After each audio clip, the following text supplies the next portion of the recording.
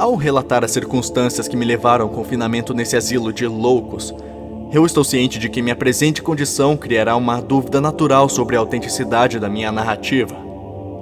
É um fato infeliz que grande parte da humanidade seja muito limitada em sua percepção mental para ponderar, com paciência e inteligência, sobre aqueles fenômenos isolados que repousam além de sua experiência costumeira, percebidos e sentidos apenas por uma minoria psicologicamente sensível. Homens com um intelecto mais amplo sabem que não existe uma distinção rigorosa entre o real e o irreal, que todas as coisas nos parecem como tais em virtude dos delicados meios físicos e mentais individuais por meios dos quais tomamos consciência delas.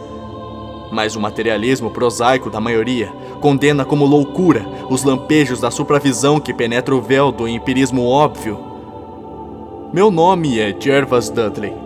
E sou, desde a minha mais tenra infância, um sonhador e visionário. Rico bastante para não precisar de uma vida comercial e, por natureza, inadaptado para estudos formais e ao divertimento social de meus conhecidos. Tenho vivido sempre em reinos apartados do mundo visível, passando a minha infância e adolescência entre livros antigos e pouco conhecidos e vagando pelos campos e bosques da região próxima à minha casa ancestral. Não acho que o que li nesses livros ou vi nesses campos e bosques fosse precisamente o que outros meninos liam ou viam. Mas a esse respeito pouco devo dizer, visto que um relato minucioso apenas confirmaria aquelas difamações cruéis ao meu intelecto que ouço casualmente algumas vezes nos murmúrios às ocultas dos atendentes ao meu redor. É suficiente para mim relatar os eventos sem analisar as causas. Disse que vivia apartado do mundo visível, mas não disse que vivia só. Isso nenhuma criatura humana pode fazer, pois faltando a companhia dos vivos, ela atrai inevitavelmente a companhia de criaturas não vivas, ou que já não vivem.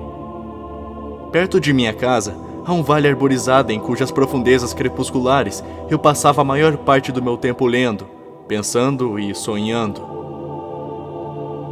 Sob suas encostas cobertas de musgo, passei a primeira etapa da infância, e em torno de seus carvalhos grotescamente retorcidos, eu teci minhas primeiras fantasias de menino. Cheguei a conhecer de perto as ninfas que presidem aquelas árvores, e frequentemente assisti às danças exaltadas sob a luz esmorecida da lua minguante. Mas não devo falar agora dessas coisas. Contarei apenas sobre a tumba erma entre o mato espesso da encosta, a tumba deserta dos Hydes, uma antiga família cujo último descendente direto fora sepultado dentro de seus recessos escuros, muitas décadas antes do meu nascimento. A cripta a que me refiro é de granito antigo, desgastado e descorado pela névoa e umidade de gerações. Escavada em uma remota profundidade na encosta, apenas a entrada é visível. A porta, uma laje de pedra compacta e intransponível, está fixada por gonzos de ferro enferrujado e mantida entreaberta de uma maneira singularmente sinistra por meio de pesadas correntes de ferro e cadeados, de acordo com o repulsivo costume da primeira metade do século passado. A mansão da estirpe, cujos descendentes estão sepultados ali, adornou outrora o declive de onde se assenta a tumba, mas desmoronou há muito tempo, vítima das chamas atiçadas por uma descarga repentina e desastrosa de raios. Da tempestade que destruiu à meia-noite essa mansão soturna, os mais antigos habitantes da região, às vezes, comentam receosos e reservados, aludindo ao que chamam de ira divina, de tal modo que tempos mais tarde ampliou-se vagamente o fascínio sempre marcante que eu senti pelo sepulcro ofuscado pela floresta. Apenas um homem morreu no incêndio. Quando o último dos Hydes foi sepultado nesse local de sombras e silêncio, a urna com as cinzas veio de uma terra distante, onde a família tinha se refugiado depois que a mansão foi assolada pelas chamas. Não resta ninguém mais para depositar flores diante do portal de granito, e poucos se interessam em enfrentar as sombras deprimentes que parecem prolongar-se estranhamente sobre as pedras corrompidas pelas chuvas. Nunca esquecerei a tarde quando, pela primeira vez, me deparei com essa casa de morte parcialmente oculta. Foi no solstício de verão, quando a alquimia da natureza transmuta a paisagem silvestre, uma massa de verdura vívida e quase homogênea. Quando os sentidos quase ficam inteiramente embriagados pelo mar ondulante de verdor úmido e pelos odores sutis e indefiníveis da terra e da vegetação. Em tais cercâneas, o espírito perde a perspectiva.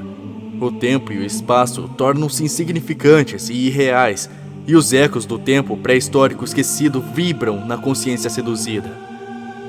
Eu ficara vagando o dia inteiro pelos bosques místicos do vale, concebendo pensamentos que não preciso expor e conversando com seres que não preciso mencionar. Na ocasião, uma criança de 10 anos, vi e ouvi numerosas maravilhas desconhecidas do povo, e era em determinados aspectos singularmente maduro. Quando, ao forçar passagem entre duas moitas de roseira brava, encontrei inesperadamente a entrada da cripta. Eu não sabia o que estava descobrindo. Os lúgubres blocos de granito, a porta tão curiosamente entreaberta e os entalhes fúnebres sobre a arcada não me sugeriam nenhuma associação de natureza pesarosa ou terrível. Sabia e imaginava muito sobre túmulos e tumbas, mas em razão do meu temperamento peculiar, mantiveram-me afastado de todo contato pessoal com sepulcros de igreja e cemitérios. A estranha vivenda de pedra na encosta arborizada era para mim apenas uma fonte de interesse e especulação. Seu interior frio e úmido, que inutilmente perscrutei pela abertura tentadora, não representava para mim nenhuma indicação de morte ou decadência. Mas, naquele instante de curiosidade, nasceu o desejo loucamente cego que me trouxe a essa reclusão infernal. Incitado por uma voz que deve ter vindo da alma tremenda da floresta, eu decidi entrar na escuridão atraente, apesar das correntes pesadas que impediam minha passagem.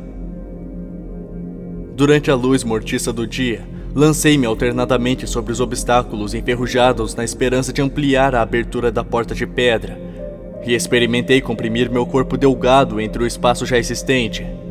Mas nenhum dos meus planos alcançou o êxito.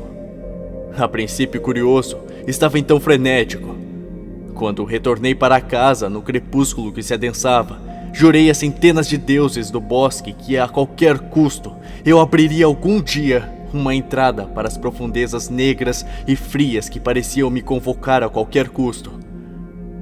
O médico de barbas grisalhas que via ao meu quarto todo dia disse uma vez a um visitante que essa decisão caracterizou o início de uma monomania lamentável. Mas eu deixarei aos meus ouvintes o julgamento final quando tiverem conhecido o todo. Nos meses seguintes à minha descoberta, empenhei-me em tentativas vãs de forçar o dificultoso cadeado da cripta meio aberta, como também me dediquei a investigações escrupulosamente cautelosas relativamente à natureza e à história da construção. Aprendi muito com os ouvidos tradicionalmente receptivos do menino. Entretanto, uma reserva habitual me motivou a não revelar minhas informações e decisões a ninguém. Talvez seja importante mencionar que eu não estava de modo algum sobressaltado ou apavorado com a ideia de conhecer a natureza da cripta. Minhas noções mais originais a respeito da vida e da morte me levaram a associar vagamente a lama fria ao corpo vivente. E eu sentia que a grande e sinistra família da mansão incendiada estava de alguma forma representada dentro da cripta de pedras que eu buscava investigar. Histórias sussurradas sobre os ritos misteriosos e festins ímpios ocorridos na antiga mansão em épocas passadas me proporcionaram um novo e energético interesse pela tumba. E eu me punha sentado diante de sua porta várias horas todo dia. Uma vez, iluminei com uma vela a abertura estreita da porta, mas não pude ver nada, exceto uma escada de pedra com degraus úmidos que conduziam a algum piso inferior. Em vez de me fazer recuar, o cheiro do lugar me encantou. Eu senti que o tinha conhecido antes, num passado remoto para além de toda lembrança. Além até mesmo do corpo que atualmente possuo e no qual agora habito. Um ano depois que vi pela primeira vez a tumba, achei-me por acaso com uma tradução roída pelas traças das vidas de Plutarco no sótão cheio de livros de minha casa. Lendo a vida de Teseu, fiquei muito impressionado com aquela passagem que fala sobre uma grande pedra sob a qual o jovem herói encontraria os sinais de seu destino quando alcançasse idade suficiente para erguer seu enorme peso. Essa lenda produziu o efeito de dissipar minha impaciência impetuosa de entrar na cripta, pois me fez perceber que o tempo ainda não estava pronto. Mais tarde, eu disse para mim mesmo, eu terei desenvolvido a força suficiente que me tornará apto a abrir com facilidade a porta pesadamente cadeada.